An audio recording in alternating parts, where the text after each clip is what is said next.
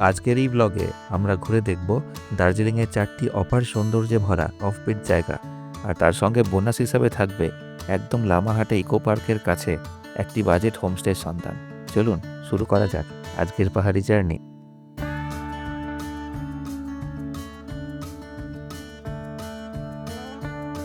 লামাহাটার মায়াবী পরিবেশে অবস্থিত রেশম হোমস্টে থেকে আমরা চেক আউট করে বেরিয়ে পড়লাম একটা ডে ট্যুর করার উদ্দেশ্যে। যারা রেশম হোমস্টে সম্পর্কে জানতে চাও তারা আমার আগের ব্লগটা দেখে নিও, তাতে আমি ইন ডিটেল দেখিয়েছি কী করে এখানে আসবে, কীরকম কী ব্যবস্থা, সব কিছু। চলো শুরু করা যাক আজকের সফর। আজ আমরা ঘুরে দেখব Tinchule, Takdah, Peshok tea garden, Lamahatta eco park এবং লাভার্স ভিউ পয়েন্ট। আমরা এখন যাচ্ছি তিস্তা ও রঙ্গিতের সেই সঙ্গমস্থলে, যেটাকে লাভার্স মিট ভিউ পয়েন্টও বলে। একা একা এগিয়ে চলেছে সরু এক রাস্তা, এক পাশে ঘন বন আর অন্য পাশে গভীর খাদ। পাহাড়ি রাস্তা ধরলেই যেন মনে হয় স্বপ্নের কোনো গল্পে পা রাখছি। আর সেই স্বপ্ন অনুভব করতে করতে আমরা পৌঁছে গেলাম লাভার্স মিট ভিউ পয়েন্ট। আমরা এসেছি lovers view point, Teesta view point. এখানে প্রচুর ছোটো ছোটো বাঁদর রয়েছে এই জঙ্গলে, যাদেরকে খাবার টাবার দিলে তারা খুব বেশ মজা পাচ্ছে। তো এই হলো লাভার্স মিট ভিউ পয়েন্ট। সুন্দর করে সাজানো কংক্রিটের একটি ভিউ পয়েন্ট তৈরি করা আছে, সেখান থেকে দেখা যায় তিস্তা ও রঙ্গিতের সঙ্গমস্থল। চলো দেখে নিই সেই অবিশ্বাস্য সুন্দর দৃশ্যটি।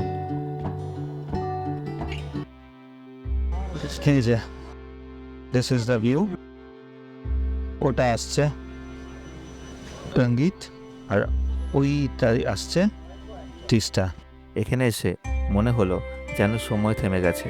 এমন এক দৃশ্য যেখানে দুই নদী মিলেছে, যেমন দুটি হৃদয় মেলে প্রেমে শান্তিতে। রঙ্গারোনে তোমাদের একটা প্রেমের গল্প বলেছিলাম, মনে আছে? সেই গল্পেরই অন্য একটা অধ্যায় এটা, পরে কখনো বলবো। ভিউ পয়েন্টেই রয়েছে অনেক দোকান, যেখানে অনেক রকমের খাবার দাবার পাওয়া যাচ্ছে। তোমরা চাইলে সেখানে কিছু খাবার নিয়ে ভিউটা এনজয় করতেই পারো। এনজয় করার পর একটি দুর্ঘটনা ঘটলো।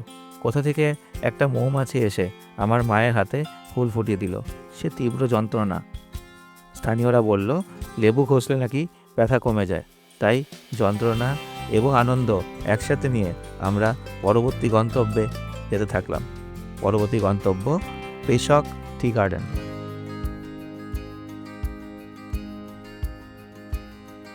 আমরা চলে এসেছি পেশক টি গার্ডেন। লোকটা কিছুটা এরকম। তো এখানে এই যে চা তোলার যে ঝুড়ি সেইটা রাখা আছে, আর এখানে ড্রেস রয়েছে, লোকাল ড্রেস। এই ড্রেস পরে অনেকেই চা বাগানের ছবি টবি তুলছে, যেমনটা ঠিক গোপালধারা টি এস্টেট দার্জিলিংয়ে হয় সেরকম টাইপেরই। এই যে জাগুলো রয়েছে, এইসব নিয়ে ঝুড়িতে চা বাগানে চা তোলার পোজ দিয়ে আপনারাও ছবি তুলতে পারবেন। তো এইটা হচ্ছে view of Peshok tea garden. ওই যে ওইখানে কিছু দোকান রয়েছে, সেখানে ওই টুকটাক খাবার দাবার পাওয়া যাচ্ছে, চিপস, কোল্ড ড্রিঙ্কস, ফল টল। পাহাড়ের ঢালে ঢালে সাজানো অসংখ্য চা গাছ, দূরে কুয়াশায় ঢাকা গ্রামের ছায়া, তার মাঝে চলে যাচ্ছে সরু আঁকাবাঁকা পথ, যেন জীবনেরই প্রতিচ্ছবি। যদি মন কখনো হাঁপিয়ে ওঠে, তবে পেশকের সবুজ আপনাকে শিখিয়ে দেবে কিভাবে নিঃশব্দে শান্ত থাকা যায়।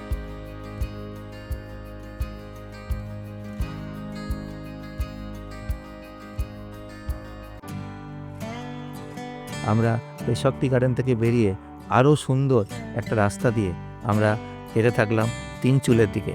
Tinchuley Gumbadara view point.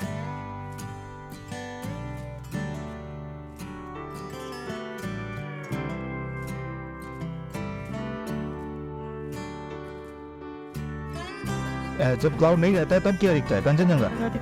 इस साइड में कंचनजंगा पे আচ্ছা, পরিষ্কার আকাশ থাকলে, সকাল দিকে ঝকঝকে আকাশ থাকলে এখান থেকে কাঞ্চনজঙ্ঘা দেখা যায়।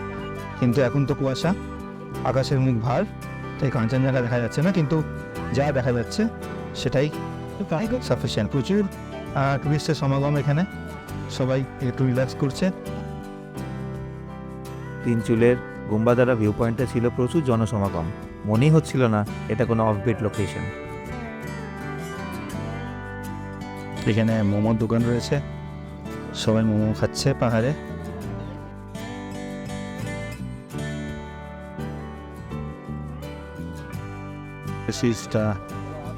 এখানে একটা পে অ্যান্ড ইউজ টয়লেট রয়েছে, যদি কারো প্রয়োজন হয় এখানে এসে ইউজ করা যেতে পারে।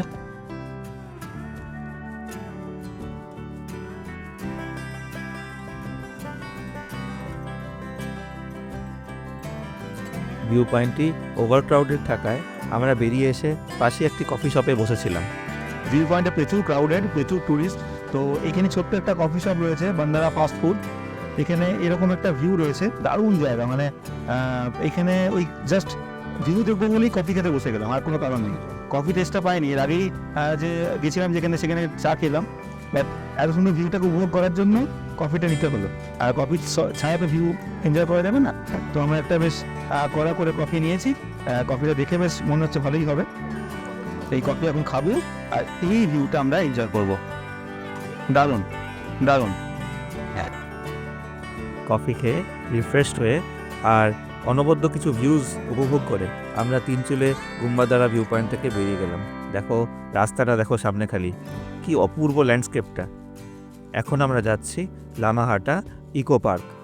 আচ্ছা, তোমাদেরকে একটা কথা বলে রাখি, তোমরা দার্জিলিং অফবিট সার্কিটে যে কোনো জায়গায় থেকেই এই জায়গাগুলো সব একদিনেই কভার করে নিতে পারবে। অফবিট সার্কিট বলতে আমি মিন করলাম তিনচুলে, টাকদা, লামাহাটা, এই সব জায়গাগুলো। এই দেখো আমরা প্রবেশ করছি লামাহাটাতে, সেই মায়াবী অপূর্ব মেঘাচ্ছন্ন একটা দেশ, যেখানে পাইন বনের সঙ্গে মেঘের খেলা সবার মন ভালো করে দেয়। সারাদিন ধরে পাইন আর মেঘের খুনসুটি দেখব বলে আমরা একটা হোমস্টে নিয়েছিলাম, একদম ইকো পার্কের ঠিক উল্টো দিকেই। তার নাম নির্বাণ হোমস্টে। একদম বেসিক সিম্পল একটা হোমস্টে, কিন্তু তার লোকেশন সেটা অনবদ্য।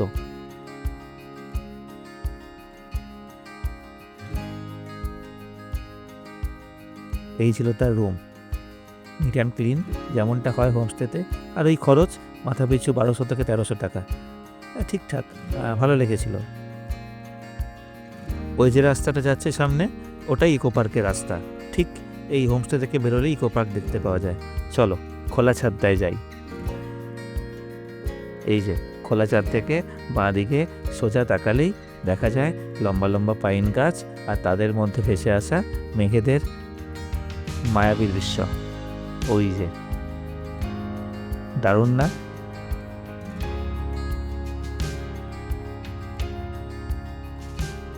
এটা হলো লামাহাটা ইকো পার্কের টিকিট কাউন্টার। এখানে 20 টাকা করে টিকিট। আমি 5টা টিকিট কেটে নিয়েছি, আমাদের 5 জনের গ্রুপের 5টা টিকিট।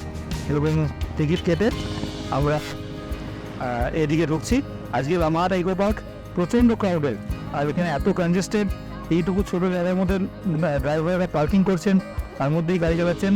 তো এর মধ্যে স্কিলস সব পাহাড়ি ড্রাইভারদের। তো এই হলো লামাহাটা ইকো পার্কের গেট, এবং এইটার ভিড় এখন ঢোকার জন্য। সমুদ্রপৃষ্ঠ থেকে প্রায় 5700 ফুট উচ্চতায় পাহাড়ে ঘেরা, পাইনে মোড়ানো এক শান্ত নির্মল স্বর্গ। এটাই লামাহাটা ইকো পার্ক। এই ঢুকে গেলাম আমরা ইকো পার্কের ভেতর। ওইগুলো এরিয়াটা খুব বিস্তীর্ণ জায়গা, কিন্তু তাও আজ কিন্তু Lamahatta eco park over crowded. এই পাইন বলে ঢাকা লামাহাটা ইকো পার্ক, যেটা এখন খুব ভাইরাল, সবাই এখানে আসছে, প্রচুর এর প্রচার। আস্তে আস্তে আমরা ওপর দিকে উঠছি, যেখানে পাইন বন ঘন হয়েছে। আর এটাই আমার কাছে লামাহাটা ইকো পার্কের মেন অ্যাট্রাকশন। কারণ কি, এমনি ম্যানমেড পার্ক তো আমরা প্রচুর দেখি বা করি, এখানে যে ন্যাচারালি গ্রোন পাইন ফরেস্টটা তৈরি করা হয়েছে, মানে রয়েছে, সেটাকে বেস করে পার্ক তৈরি করা হয়েছে। সেটা কিন্তু খুব সুন্দর। যদিও এখন ওই পাইনের মধ্যে মেঘের খেলাটা নেই, সেটা হয়তো সকাল দিকে বা একটু ইভিনিংয়ে দেখা যাবে। আমাদের হোমস্টে ঠিক ওই জায়গাটাতে। তো সেখান থেকে আমরা অনায়াসে সেই ভিউ পাবো।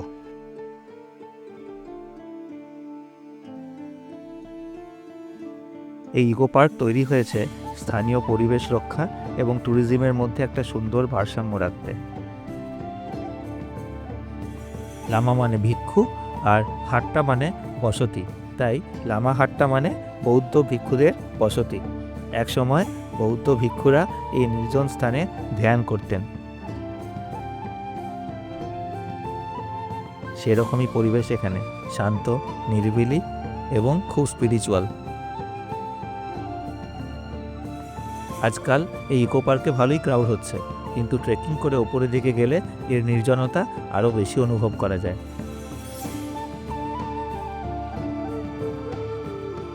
হাঁটতে হাঁটতে চলে এলাম কাঠের তৈরি একটি ওয়াচ টাওয়ারে।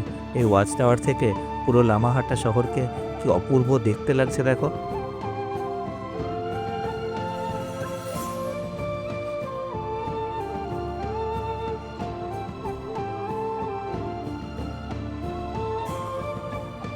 পার্কের ভেতরে প্রাকৃতিক পাইন বন, পাহাড়ি ফুলের গাছপালা, কাঠের তৈরি চওড়া হাঁটা পথ, সব মিলিয়ে যেন এক চিত্রপটে আঁকা ছবি। এই পৃথিবীর কোলাহলের মাঝে মানুষ চিরকাল খুঁজে এসেছে একটুখানি নিঃশব্দ আশ্রয়। পাহাড়ের বুকে মেঘের ছায়ায়, সবুজ পাইনের ছায়াতলে লামাহাটা যেন সেই আশ্রয়টুকুই আমাদের দিয়েছিল। এখানে কোনো তাড়াহুড়ো নেই, নেই কোনো যান্ত্রিক ছন্দ, আছে শুধু প্রকৃতির চিরন্তন ধ্যান, যেখানে প্রতিটি গাছ, প্রতিটি পাথর, এমনকি বাতাসও নীরব ভাষায় কিছু বলছিল। সেই সব শুনতে শুনতে আমরা আস্তে আস্তে এগোতে থাকলাম সেক্রেড লেকের দিকে।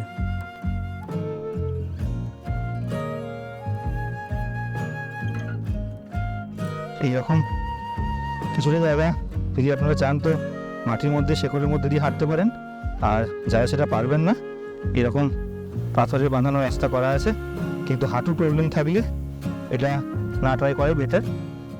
এইরকম পাথরের রাস্তা করা আছে এবং এই রাস্তাটাই ওপরে একদম লেক পর্যন্ত গেছে। হ্যাঁ, লেকের কথা বলতে আপনারা হয়তো সবাই জানেন যে এখানে একটা খুব পবিত্র জলাশয় রয়েছে, যেটাকে এখানকার লোকালসরা খুব মানেন বা ওটাকে ওরা পুজো করেন ওই লেককে। এবং এই পাথরের যে বাঁধানো রাস্তা, সেই রাস্তার শেষেই ওই লেকটা রয়েছে।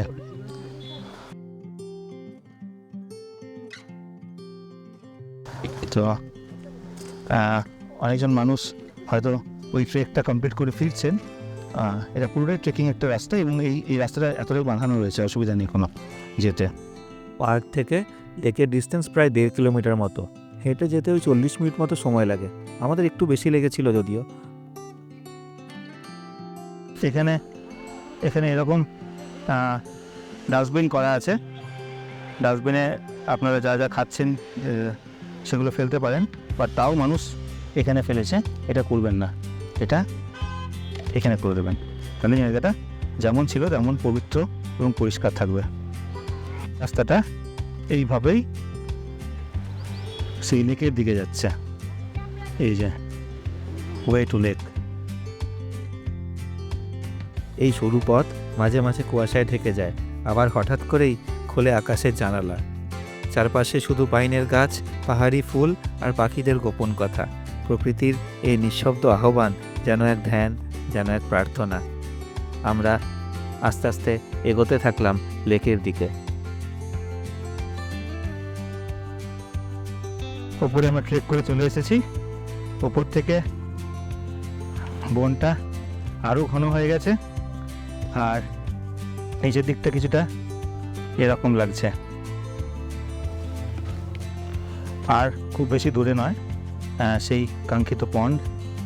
রাস্তাটা ওপরে এসে অনেক সরু হয়ে গেছে এবং আরও বেশি সিনিক এখানে।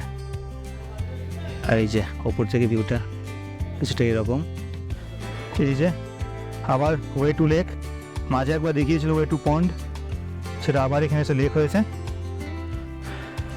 लेक तो है इधर, लेकिन जो रास्ता वो ज़्यादा सुंदर है।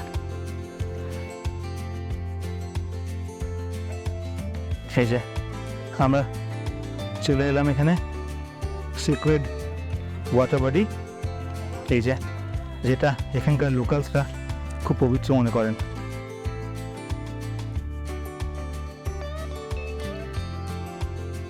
সিক্রেট ওয়াটার বডি, তো আমরাও এটার পবিত্রতা বজায় রাখার চেষ্টা করব, যতটা সম্ভব নীরব থাকবো। সেই পন্ড বা লেক, তার উপর এরকম প্রেয়ার ফ্ল্যাগস বাঁধা রয়েছে, চারিদিকটা পাইনে ঘেরা। পাহাড়ি বাতাসে হ্রদের পাশে দাঁড়িয়ে মনে হলো যেন প্রকৃতি নিজেই বলছে, তোমার ভিতরে যে হৃদয়, তারও একটা হ্রদ আছে, খুঁজে দেখো। এই যে মেঘ আস্তে আস্তে ঢুকছে, পুরো লেকটা অকুপাই করছে। সো এইখানটা একটা ওয়াক আমরা করতে পারি। চারিদিকে এই প্রেয়ার ফ্ল্যাগসগুলো লাগিয়ে জায়গাটা আরও বেশি সিনিক করা হয়েছে। যদিও প্রেয়ার ফ্ল্যাগ এখানকার পবিত্রতার একটা পার্ট, স্টিল এই পাহাড়ে প্রেয়ার ফ্ল্যাগগুলো আলাদা আলাদা বেশি না, আলাদা একটা কালারফুল অ্যাম্বিয়েন্স ক্রিয়েট করে। সেই যে পাইন ফরেস্টের মধ্যে যে মেঘের ভিউ আমরা চেয়েছিলাম, সেটা অ্যাকচুয়ালি এখানে আছে। লেকের ধারে অনেকটা নির্জন নিরিবিলি সময় কাটিয়ে আমরা এবার ফিরে যাচ্ছি down trek towards our homestay. Lamahatta eco park থেকে আমরা বেরিয়ে যাব। অপূর্ব এখানে অনুভূতি হলো। আপনারা যারা আসবেন লামাহাটায়, এই ট্রেকটা একটু কষ্ট করে হলেও করবেন, এটা আমি রেকমেন্ড করছি। হয়তো অনেকেই বলবে যে, আমাকেও তেমন বলছিল যে ওপরে যেন না, এইটুকু লেক দেখার জন্য আর কী আছে, আর গিয়ে লাভ নেই। কিন্তু actually the lake is not the factor. আপনি যেই জার্নিটা করবেন, আপনি যেই ট্রেকটার সময় আপনি যেই হাঁটবেন, এটাই কিন্তু বেশি আপনার মেমোরেবল হবে। আজকের গল্পটা এখানেই শেষ করি। আগামী পর্বে দেখা হচ্ছে অন্য কোনো জায়গায়, অন্য কোনো গল্প নিয়ে। So, signing off for today, yours truly, PRTM.